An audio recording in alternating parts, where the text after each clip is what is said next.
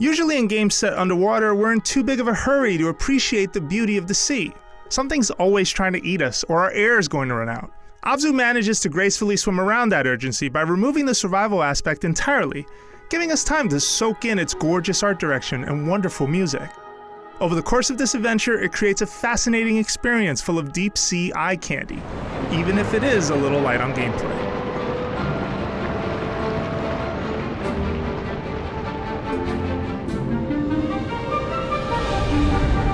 What makes Abzu a truly memorable experience is the way that it constantly dangles new and intriguing settings in front of you.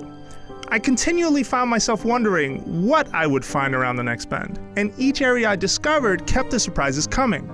From seaweed swaying in the current to mysterious sunken shrines, every location looks beautiful, distinct, and full of ambient life like fish, turtles, and whales. The frame rate is almost always consistent at 30 frames per second, despite the density of life on screen. But I noticed to slow down slightly a handful of times.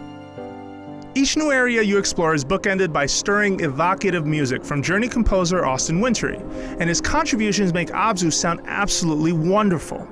The ensemble of strings and flutes bounce back and forth between soothing tunes and rousing orchestral melodies that stayed with me hours after I put down the controller. But what are we actually doing here other than taking in the sights and the sounds? Abzu never makes that clear, either from a story perspective or with gameplay depth. I did enjoy my time swimming from the start because simple controls make it easy for almost anyone to pick up and enjoy swimming around. Within minutes, I could effortlessly maneuver in the water, do loop-de-loops, or break through the surface and pull off a quick trick.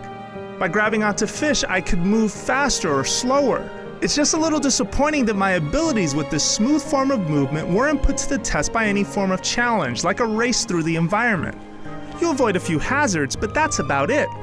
There are puzzles, but they're little more than quick flip switches that don't require a ton of thought.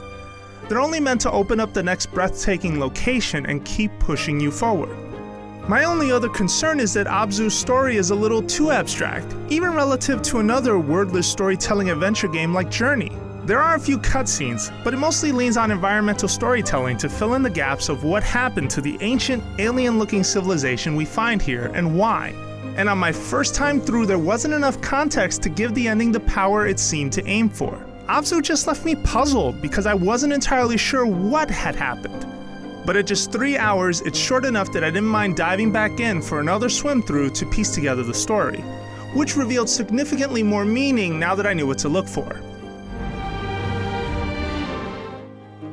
Abzu takes the graceful feel of movement and subtle push towards discovery that I've enjoyed in similar exploration games like Journey and Flower and builds a refreshing yet simple underwater adventure around it. The colorful settings, beautiful soundtrack, and basic controls made it a great experience that constantly piqued my interest, even if it never challenged me to master it other than deciphering its cryptic environmental clues. Instead, Abzu relishes in giving you freedom to simply enjoy exploring the fascinating deep blue sea. For more on everything Abzu, swim on over to IGN.